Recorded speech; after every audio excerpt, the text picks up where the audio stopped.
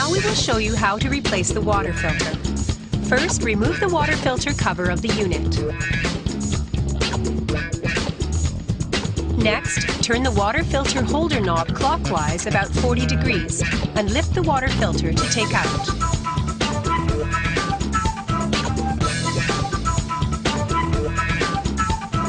Insert 2 O-rings into the bottom of the new water filter.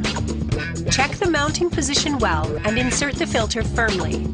Then put the filter holder back and lock.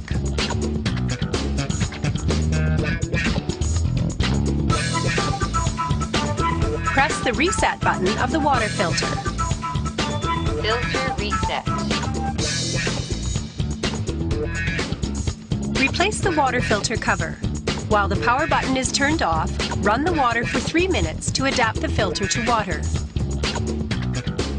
Please be sure to use our genuine water filter for replacement, as other filters may cause problems.